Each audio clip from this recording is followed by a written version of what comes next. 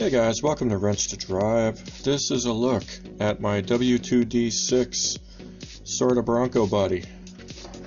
This is a entirely 3D printed RC crawler body. And it's designed to work with a good deal of my previous endeavors. So for example, my Jeep roll cage that some of you might have seen indeed is more or less compatible. It isn't a perfect fit in the cab area.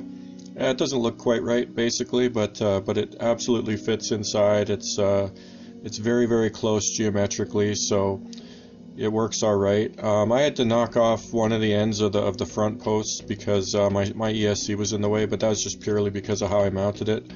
And there's a back member that kind of comes down off of this rear section. Had to hack those off to fit the TRX4 chassis. So not a huge big deal, just some minor modifications. I probably will do a modified version of this back section somewhere along the way. I think I might actually modeled it already, I just haven't printed it or anything. So stay tuned for that if you're interested. If you don't see it in a month's time or something, maybe remind me if you actually want it. Politely, of course. Alright, so on to this body. Now, I'm going to show you some pictures, and I think this turned out pretty well, considering I did not put that much work into it, into the prep. And if you know anything about painting, I hope you know that prep is the key. Anything you ever paint in life, if you don't do a good job prepping it, that's probably not going to turn out that great, guys. I did a mediocre job, kind of a almost there job, but honestly, my biggest thing was I wanted to see if this would turn out. I didn't want to put in like another 20 hours, whatever. Probably not 20, but you know what I mean. I didn't want to put in a whole bunch more hours and then not have it turn out any better. So all I did to get the finish, as you see it here, which is pretty shiny, not super smooth, but most of the layer lines from the 3D printing process are gone or not super visible unless you get the light just right. You can see along here there's some 3D printing layer lines that are just barely visible when the light shines on it just right. Under normal light, those are actually pretty hard to see. On the sides, doesn't want to focus on that shiny part, so it must be pretty shiny if it doesn't even want to focus on it, right? Okay, let's see now. So as you can see, if you look over there at the shiny part, you can see those layer lines, but not super clearly. And the reason you could see them at all is that this needed probably at least one more layer, especially on the sides, of a nice thick layer of white glue. And everywhere, at least a couple of thin layers. So the way you make a thick layer or a thin layer is just full strength white glue. A thin layer, yeah, just a little bit of water. I think when I started out trying it, somebody recommended like 50-50, like half water, half glue. That isn't going to cover much up, guys. That isn't going to fill a whole hell of a lot. My take is, I just kind of eyeball it, but I want to say I didn't go more than, I think 20% would be a stretch. So 4 parts glue, 1 part water. I want to say maybe even less than that. You just kind of play around with it. It's one of those things you gotta try it out, play around a little bit to get the hang of it. So it definitely needed a couple of more thin layers for sure on the hood. That smooths out a lot of the kind of the bigger whoop-de-doos. The trick with the full strength glue is that when you squirt it on, you get your lines of glue. And what you gotta do is, I just dab vigorously with the brush, like dab, dab, dab, dab, dab, and really spread it around, energetically dabbing it, and then brush it to smooth it. Because you really gotta spread it out. If you just brush it, when you let it dry, you'll see that everywhere there was a line where the glue went down, it's still thicker. It's thicker than where it was just brushed onto. It's very hard to get it super, super consistently flat. But that's not a huge problem because that's the whole point. It's supposed to fill in cracks, right? Or fill in the grooves, the layer lines. So that's what you want. You just have to put in some work to spread it. And if it starts to get a little thick on you, yeah, you just moisten the brush just a little bit. Or use a little bit, just a hair of water. And you do have to you know, brush energetically, and you want to be quick. You want to be very economical with your brushing. You know, don't spend too long, because the glue will start to get tacky, and you'll notice that. And you know, like I said, it takes a bit of practice, but I mean, I have done this, you know, live on my old Jeep body that I think I demonstrated it on initially, and this body, and you know, there's no real heinousness. It's just it needed a couple of more coats. For sure, another coat of thick, and probably, you know, at least 2, maybe 3 coats thin. And it's really easy, guys. It does not take very long to brush on a coat. And what you do is you set the body with the flat part that you want to coat almost level as possible, so that it doesn't pool and you don't get runs. And you just brush it on. Careful not to go too far over the edge. You want it thin at the edges so it doesn't run. And then you just you let it dry, and it takes a little bit of the roughness off with each layer. And this has, I want to say, I think 4 on the hood and 3 on the sides, and the sides were not prepped at all. The hood I did do some sanding because it had some little 3D printing pimples and stuff on it, so I did have to smooth it a little bit. For sure, doing a little bit of sanding first helps a lot. And I'm talking, when I say a little bit, I mean like a couple of minutes, like, you know, just scuffing off the biggest of the edges, and then adding the glue. You know, that's a huge improvement. For comparison's sake, I'll try to get an angle here, but there we go. The roof, I didn't smooth at all. No sanding, no smoothing. I just painted it flat and left it alone. And you can see those layer lines. I want to say these are 0.15, so these were big layer lines, guys. And I would definitely say go 0.1 or like 0.07, 0.08 if you want it nice and smooth. This was basically the ultimate proof of concept. I wanted to see how well this would turn out. So that's the biggest thing, is the glue smoothing, I think, gives you a pretty nice finish without too much work. Sanding's a lot of work. The glue smoothing, not that much work. You basically get up, take a break from whatever you do, and brush on a coat of glue on the hood or whatever, you know, the side, let it dry, you know, while you're doing stuff, come back, put another coat on, watching TV, exercise, whatever. You can do stuff while you're doing it, so it does not take that long. And brushing a coat onto the hood takes like 5 minutes. And then you just clean up the brush with water, you know, it takes no time at all. So it's really not difficult. It's probably the easiest body work you're ever going to do, in my opinion. So then the other big technique that you need to get a handle on, in my humble opinion, if you want this to be as easy as possible, is welding with yonder 3D printing pen.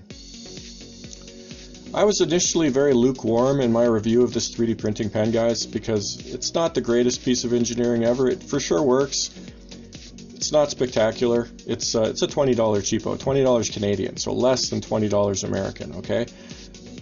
But oh my God, my opinion has changed. This is an absolutely indispensable tool if you like making stuff with a 3D printer, because you can weld together pieces of plastic, and the result is really, really good.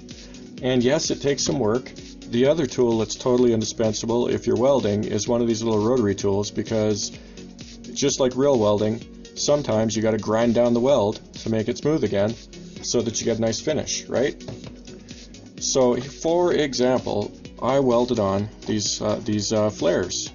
And here's the perfect example of a fairly rude and crude welding job. It takes some practice, guys. It's a bit of an adventure getting a nice smooth weld, and I've definitely done a better job than this.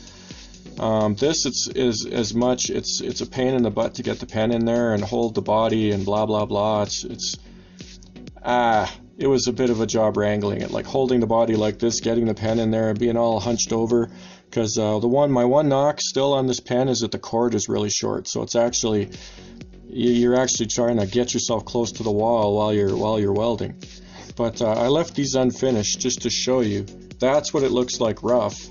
I put welds on the outside of these body panels, and as you can see, there's still some sign that they were there. That line there and that line there, which harder to see, but you know, that turned out pretty good, and I didn't put that much work into it, guys. So if you put a lot of work into it, it's going to work that much better. And as you can see, there's welds all over the place in this thing. There's another weld.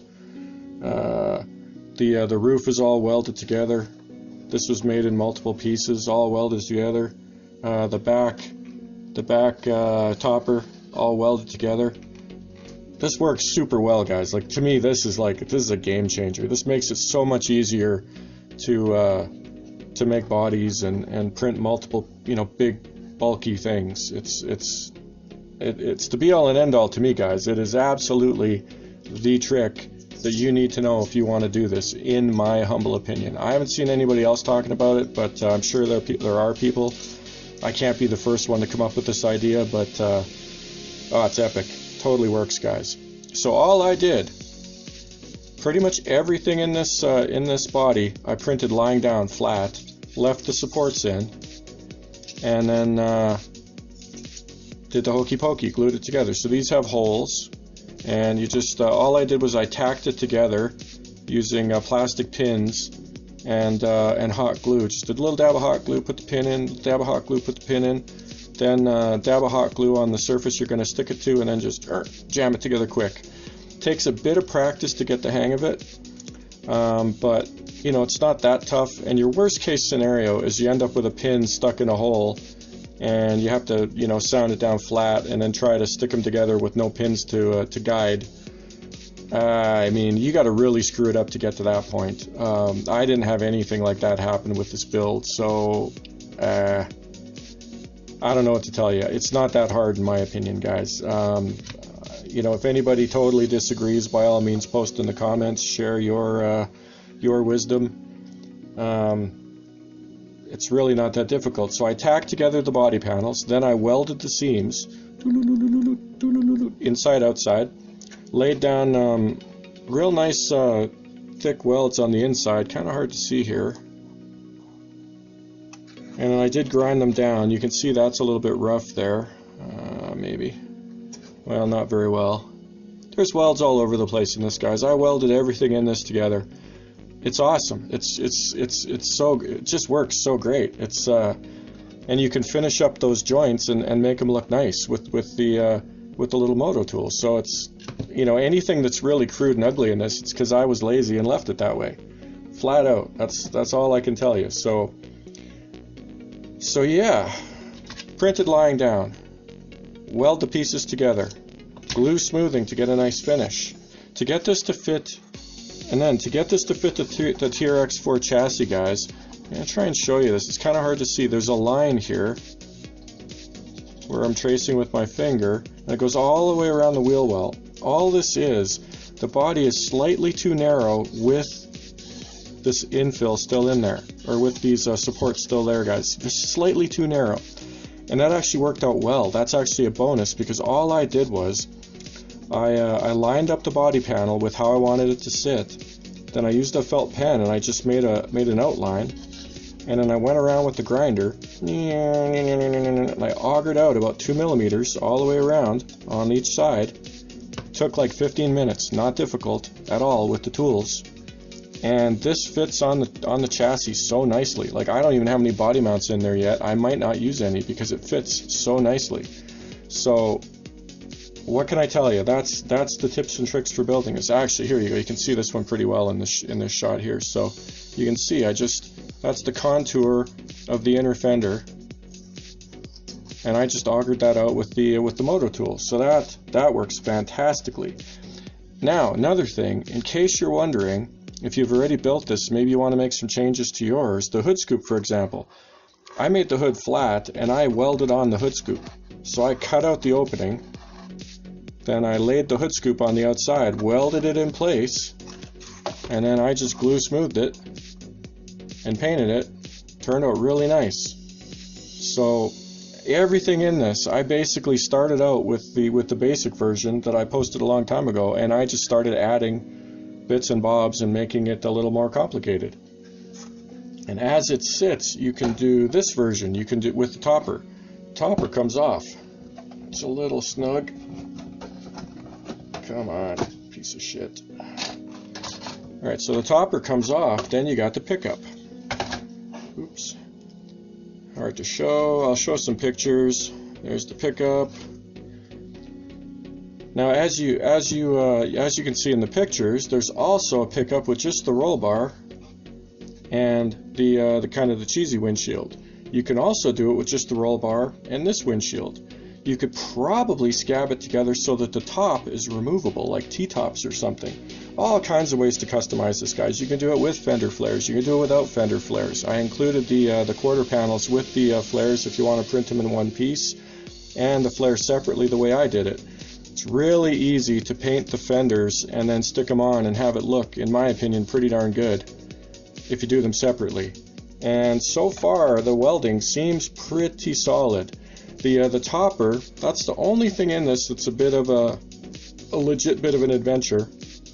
I made these little U-shaped brackets that I welded into the body, and then I made these little posts that I welded to the topper parts, and that's how it mounts. And this is definitely not the easiest way to do it, and the reason I did them separate was for printing, especially for the body pieces, because I didn't want it sitting that much higher up with those angles already on there. And I added them after the fact, but I don't want those on there. That's why they remain separate. These I definitely can add to the side pieces, and it's not really going to change the printing much, because as you can see, it'll still sit flat. But I did them separate, and you just weld them in, as you can see, hopefully. A little ugly, but it works pretty well. Oh, and for reference, just so you know, this top, I had a different top section on it, and I didn't like the look of it. I thought it was going to work out okay. I really didn't like the look of it. I actually grinded it off and added this new top section, and it's definitely not a perfect job, but I had welded that on really well. Like, I had to grind that old top off, like, just grinding like it, it was welded on there good. It was very, very durable. And this didn't work out too bad at all. And you can see inside here, especially back here, that's where the cutting disc was warmed up some plastic pretty good. And I mean, you can do a lot and get away with it and then go back and make changes. So I don't know what to tell you guys. I mean, to me, this worked out really well, and it is much easier to work on than I anticipated. And the main reason is the welding. I mean, being able to weld together pieces of plastic, that is a total game changer in my humble opinion. And I mean, you break something, you can weld it back together. There's actually there was a chip out of the corner. I'll show you right here, hopefully. Try and get a good angle. There's a crack right there. I think you can see. I didn't do a super great job fixing it, but I welded back in the piece of plastic. So there was a chip out of the corner. There was a big crack here, and I welded both sides. And obviously, I didn't smooth it very well because you can still see where the weld is there. Ah, man, come on, you piece of shit! Focus. But the point is, I didn't do a lot of work. If I had sanded this, put a little more work into it, it would really look good. And obviously this top needs another coat of paint. The black's a little thin. It's a work in progress as far as that goes. But this just it worked out quite well in my humble opinion, guys. So I'm pretty pleased. Now, look of it. Anybody that says it's not the greatest design job of a body ever done, I do not disagree. That wasn't the goal here, guys. I wanted to make a body that was actually, relatively easy to build, and find out, try and get it to fit really nice and whatnot. So, overall, I gotta say, this project pretty much fulfilled all my goals in that I learned so much about building stuff, welding parts together, adding parts after the fact, changing the design, blah, blah, blah. I mean, this worked out really, really well, and hopefully this gets you fired up, because when I was a little kid, and the main reason I do most of this stuff and post it, guys, is because when I was a little kid, I would have loved to be able to do this. I mean, this would have been absolute fantasy island for me. 100%. This kind of stuff would have been, oh my god, I made so many things out of cardboard and electrical tape and rubber bands and scabbed things together that should have never been together, and it was totally what I got off on. I love mechanical things. if I, having the tools to be able to do this, oh my goodness. And yes, you got to learn the software, you got to learn how to 3D print, blah, blah, blah. It's an adventure. But without a doubt, my friends, the biggest tip, like printing these parts, not that difficult. Get some settings nailed in for your printer, just print merrily away, hammer them out. The Ender 3, in my opinion, is a really good printer, very easy. Definitely takes some practice to get good at it, but honestly, not that difficult. And this is just PLA. The exotic materials are definitely an adventure. PLA is really easy and pretty durable. PLA Plus, I think a lot of PLA in the last few years has been PLA Plus. It's more temperature tolerant, not quite as brittle typically. This particular stuff is almost certainly true PLA, and it's dodgy. It runs the gamut between pretty good and brittle very easily. So how durable will this be? Bit of a question mark. But like I said, being able to weld it back together, I mean, to me, once I'm out driving this, if it takes some abuse and has to get welded back together, that'll just add some character marks, if you ask me. And without a doubt, on that note, without a doubt, the biggest weakness on this is going to be the top. If you roll over your RC car with one of these bodies on, and it takes a big hit upside down, your top is almost certainly going to break. The windshield pillars, they're going to break. It'll surprise me if it tolerates anything more than a basic rollover. Even this thing, even that might be too much, because these posts are not very strong. Just so you know, this is definitely something where you want to drive it like a real car and anticipate that rolling it over is not going to be a good day. It's a bit of an adventure, my friends, but to me, that's part of the fun of it. Is that it's a lot more realistic. If you have a big whoopsie, you're going to pay the price. But like I said, the upside, you can definitely weld stuff back together. So I'm pretty stoked about this, as you can probably tell. And to me, this actually turned out pretty well. You'll have to let me know what you think. Now, obviously, next step, going to paint the inner fenders black so that they are nice and inconspicuous. I don't think I'm even going to grind them. I'm just going to paint them like back in the old days when you put rubberized rock guard under the fenders to cover all manner of bodywork blasphemy. It's a tried and true bodyman trick for the in the crappy fix it up quick and dirty, sell it for too much money corners of the world, guys. And no, I did not partake of that willy-nilly as some people do, but I was around plenty of it, and it's one of those things where you always shake your head and go, oh, good grief. It'd be nice if there was a little more metal in there. Oh, the one thing in this that's a little bit tricky to put together is the grill, and that's because I did not make the headlight buckets in such a way that there's a very positive way to anchor them. So all I did was I glued them to the back of the grill with hot glue, and then I stuck the grill in and I hot glued the buckets, and that's what holds it in. And I didn't have a lot of trouble, but it's definitely it's a little sketchy. It definitely worked out okay, but it's a little sketchy, and that is the one aspect of this that I probably should go back and revisit. For now, I think it's going to be posted with this the way it is, because it did work out okay. It just it could be a little bit better. And the thinking was that I wanted to be able to put plastic lenses in, and I figured if I put the lenses in and glued the buckets on top and then put the grill in, that would work out pretty good. And I hadn't tried it, so I didn't want to do a whole bunch of modeling and have make up these fancy schmancy parts that fit just perfectly, and then find out that I hadn't thought it through and it didn't actually work. So that's definitely one spot that's a little bit less than stellar in terms of the design. I fully accept that. It is what it is. Maybe I'll fix it, maybe I won't. Sorry about that if I don't. What else? So there's all kinds of ways you can put this together. I think I've gone over everything. This is really not that hard to put together, guys. Like, once you tack it together with pins and glue, you weld together the seams. This thing came out pretty straight. I'll try and eyeball it like that. That's pretty straight, guys. And I can tell you that it is not perfectly square, because every time I've done a top, it did not line up 100% perfectly all the way front to back. And this version, when I welded it together, I basically just nudged it a little bit and welded it where it's supposed to be.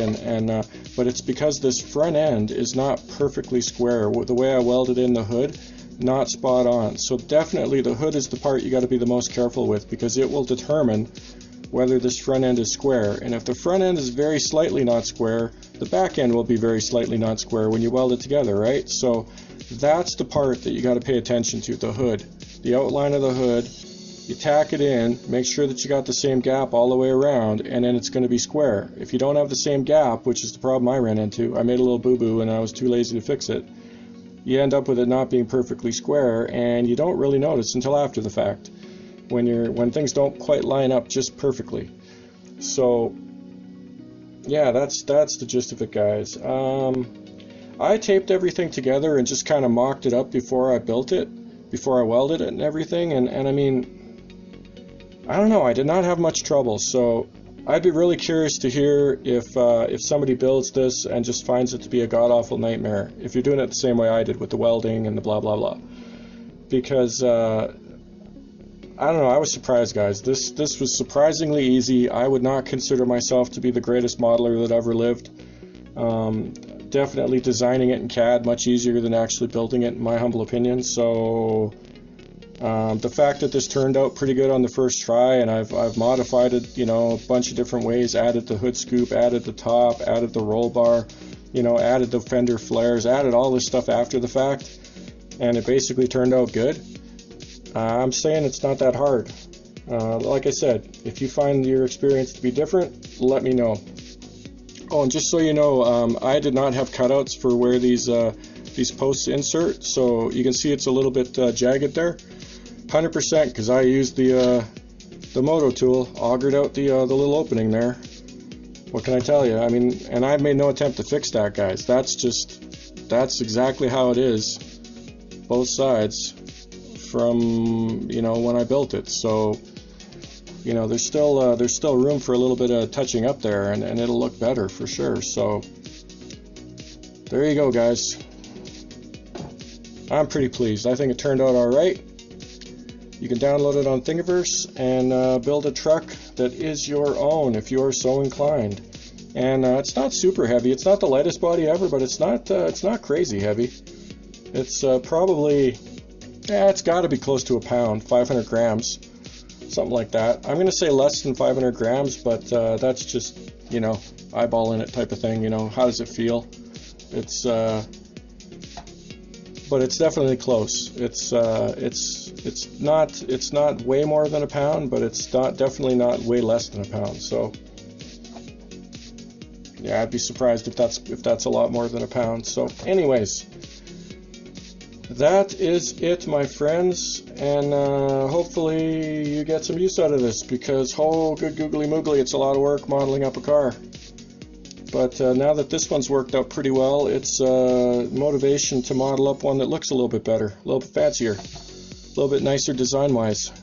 Because I think, at this point, I know how to make it printable and buildable and blah blah blah. So, thanks for tuning in. We'll see you next time on Wrench to Drive, where we ask the eternal question: do you drive to wrench, or do you wrench to drive?